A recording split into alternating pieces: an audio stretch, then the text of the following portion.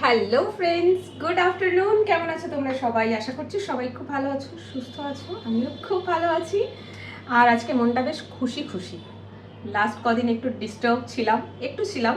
আর বেশি ডিস্টারবেন্স হচ্ছে রান্নার সময়, যখন এসে জিম থেকে ফেরত এসে বাড়ির কাজ করে যখন খিদে পেত, খাবার খাবো, রান্না করতে এসে দেখছি গ্যাস নেই। ইন্ডাকশানে রান্না করতে হচ্ছে, সেটাও লেট হচ্ছে, গরমের সময় লাগছে। তো একটু ডিস্টার্ব ছিলাম, বাট ফাইনালি আজকে এসে গেছে গ্যাস।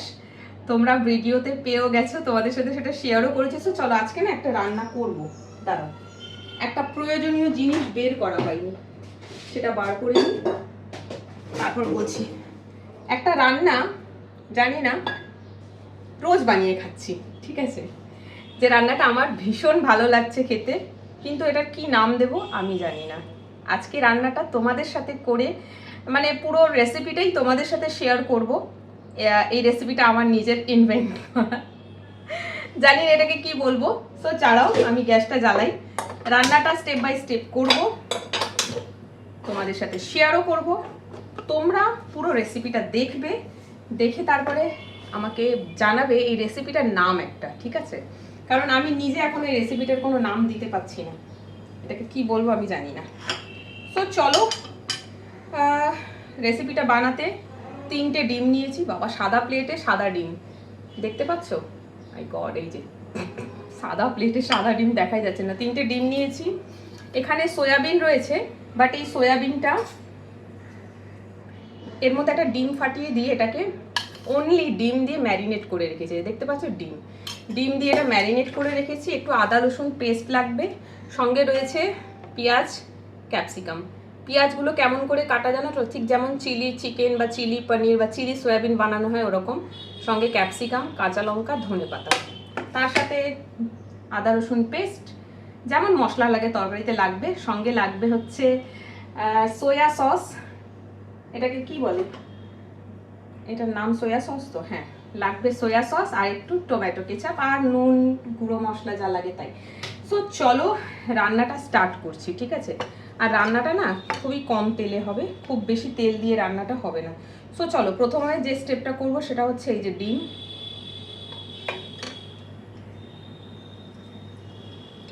3টে ডিমই আমি আজকে খাবো। আমি এখন সারাদিনে মনে হচ্ছে 8টা না, সরি, অন্তত 5-6টা ডিম তো খেয়েই নি, মাঝে মাঝে আরও বেশি হয়ে যায়। সো এখানে 3টে ডিম দিয়েছি, দেখছো? ডিমটাকে না একটু লাল লাল করে ভেজে নেব। ওকে, একটু চাপা দিচ্ছি, নইলে ছিট করবে। আচ্ছা, তারপরে এখানে একটু এই যে প্যানটা চাপিয়েছি, জানি না তোমরা কতটা দেখতে পাবে। দাঁড়াও, ফাঁকা করি জায়গাটা, এটা একটু সামনে সরিয়ে নিই, তাহলে তোমরা পুরোটা দেখতে পাবে। এখানে অল্প তেল দিচ্ছি, অ্যান্ড এই তেলের মধ্যে কি ভাজবো জানো? তেলটা একটু গরম হোক। এই তেলের মধ্যে ফ্রাই করব হচ্ছে এই যে সয়াবিনটা ডিম দিয়ে ম্যারিনেট করে রেখেছি এটা।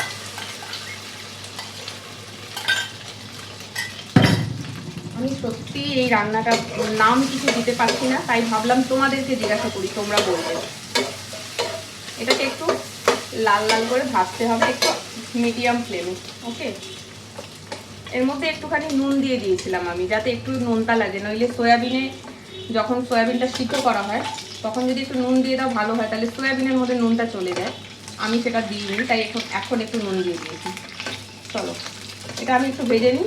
এখানে সয়াবিন ফ্রাই করা হচ্ছে, আর এখানে 3টে গোটা ডিম ফ্রাই করা হচ্ছে। আমি এটা ভেজে নিই, তারপর তোমাদেরকে দেখাচ্ছি বাকি প্রসেসটা। দুটোই মোটামুটি হয়ে গেছে, ডিমটা তুলে নিলাম। নর্মালি ডিম এমনি করেই ভাজা হয়, যেমন ডিমের ঝোলে আমাদের মায়েরা ডিম ভাজে সেরকমই ভেজেছি। চলো এবারে এর মধ্যে অল্প একটু তেল দেবো। রান্নাটা না খুব বেশি তেলে হয় না, কিন্তু এই এত ভাজাভুজি করতে গিয়ে একটু তেল লেগে যাচ্ছে আর কি, তাও চেষ্টা করছি একদমই কম দেওয়ার। চলো এইবারে এর মধ্যে দিয়ে দেবো এই পেঁয়াজ। ভালো করে রান্নাটা দেখবে, আর পরে একটা নাম সাজেস্ট করবে। খুবই কম তেল। পেঁয়াজগুলো এখানে চিলি চিকেন বা চিলি সয়াবিন বা চিলি পানির বানাবার মতন করে চপ করেছি। ওকে, ঢাকা দিলাম, এটা ভাজা হয়ে গেছে, গ্যাসটা বন্ধ করে দিলাম।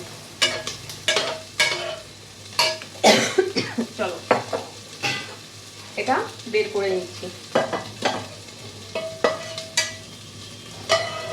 এমনি করে ভাজলে না সয়াবিনের উপরে একটা ডিমের কোটিং হয়ে যায়, যেটা খুব ভালো লাগে। এই যে দেখো, চলো এটা এখানে রাখলাম। এবারে একটা কড়াইতেই রান্না হয়ে যাবে, গ্যাস হলে এটাই সুবিধা। এটাকে আমি একটু ভেজে নিই, তারপরে তোমাদেরকে দেখাচ্ছি এর পরের স্টেপ। চলো, পেঁয়াজটা হালকা ভাজা ভাজা হয়েছে, আর একটু বাকি আছে। আমি এখানে কতটা মশলা নিচ্ছি সেটা তোমাদেরকে দেখাই। মশলা হচ্ছে এই যে 1 চামচ দেখতে পাচ্ছ, আর কিন্তু নেই। এই 1 চামচ আদা রসুন পেস্ট, এর মধ্যে একটু জল দিয়ে দিচ্ছি। যেহেতু রান্নাটা খুবই কম তেলে করা হচ্ছে, তাই মশলাটা একবারে সব জলে গুলে নিয়ে আমি দিচ্ছি। দিলাম একটু জিরে গুঁড়ো ওর মধ্যে,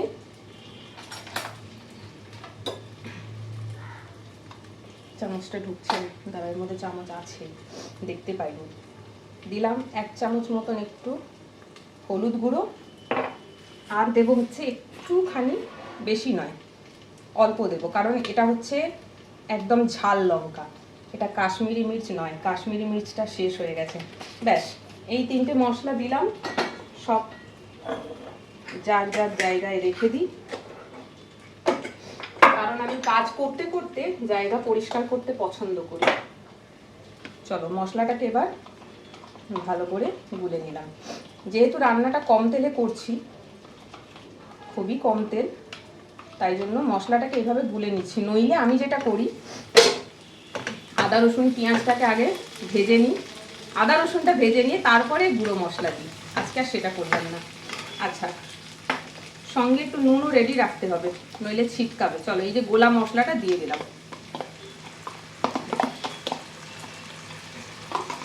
একটু নুন দিয়ে দিচ্ছি। যখনই তোমরা পেঁয়াজ বাটা বা আদা রসুন বাটা এরকম করে তেলের মধ্যে দেবে, সঙ্গে একটু নুন দিয়ে দিও, তাহলে ছিটকবে না আর রান্নাঘর পরিষ্কার থাকবে। চলো, বাটিটা ধুয়ে আরও একটু জল দিয়ে দিলাম, ও চলে গেল। এবার এই যে জিনিসটা দেখতে পাচ্ছ, মশলাটাকে আমি খুব ভালো করে এখন কষাবো। কষিয়ে এটা পুরো ঝোল ঝোল দেখছো তো, এটা শুকনো হবে, তারপর বাকিটা তোমাদেরকে দেখাচ্ছি। এটা কিন্তু মশলাটা অনেকটাই গাঢ় হয়ে গেছে দেখতে পাচ্ছ। এইবার আমি এর মধ্যে অ্যাড করে দেবো এই যে ঠিক চিলি চিকেন, চিলি সয়াবিন বানাবার মতন ক্যাপসিকাম কেটে রাখা, মাপটা ওরকম করে রাখা। ওকে, সয়াবিন পরে দেবো, ডিম পরে দেবো, এটাকে একটা ভালো করে কষাতে হবে। আর তার সাথে এর মধ্যে অ্যাড করে দেবো হচ্ছে কাঁচা লঙ্কা, জাস্ট চিড়ে চিড়ে দিয়ে দেবো, কারণ আমি লঙ্কা তো কমই দিয়েছি, গুঁড়ো লঙ্কা, ঝাল তো হবে না। কাঁচা লঙ্কা বেটেও আমি এতে দিইনি। ব্যাস, এই অবধি হলো। এখন এই মশলাটার সাথে ক্যাপসিকামটাকে ভালো করে মানে পুরো মাখিয়ে নিয়েছি, নিয়ে এখন এটাকে খানিকক্ষণ কষাবো। তাতে কি হবে, ক্যাপসিকামটাও ভালো মতন নরম হয়ে যাবে, মানে বয়েলড হয়ে যাবে বা ভাজা হয়ে যাবে। তারপরে এর মধ্যে কিন্তু আরও বেশ কিছু ইন্টারেস্টিং মশলা অ্যাড করবো, যেটা তরকারির স্বাদটাই একদম অন্যরকম করে দেয়। তো সেটার জন্য ওয়েট করো, এটা খানিকক্ষণ একটু কষিয়ে নিই। দেখো, দেখতে পাচ্ছ পুরো কষানো হয়ে গেছে, ক্যাপসিকামটাও নরম হয়ে গেছে। এইবারে হলো আসল কাজ, যেটা তরকারিটার পুরো ফ্লেভারটাই চেঞ্জ করে দেবে। সেটা প্রথম জিনিস যেটা দেবো সেটা হচ্ছে সোয়া সস। এটা chilli soybean, chilli chicken, chilli paneer এই সমস্ত কাজে ইউজ করা হয়। দিলাম, ওকে, ওই 1 স্পুন মতন দেবে। আচ্ছা, তার সাথে দেবো একটু টমেটো কেচাপ।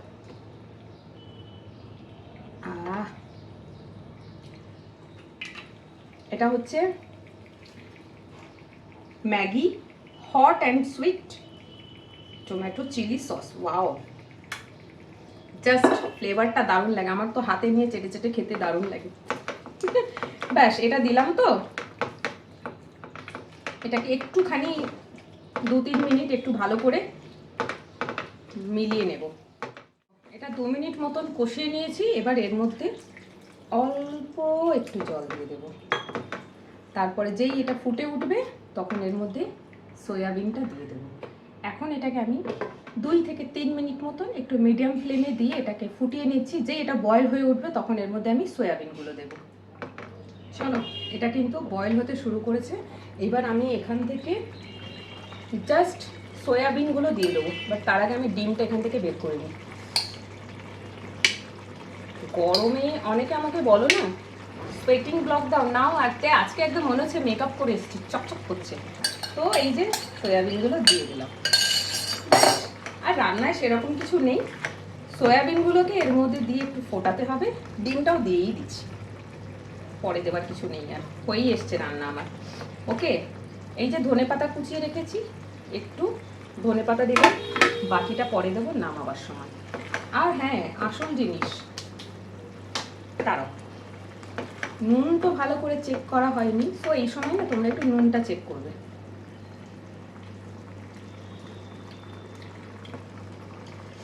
মোটামুটি হয়েছে নুন, তবে আর একটু দিতে হবে, নইলে ভাত খাওয়ার সময় কম মনে হবে, কাঁচা নুন নিতে হবে। হলো, এটাকে একটু ভালো করে ফোটাবো, আর এর মধ্যে একটু ওপর থেকে গরম মশলা দিয়ে দেবো। আমি জানি না এটা কি রান্না,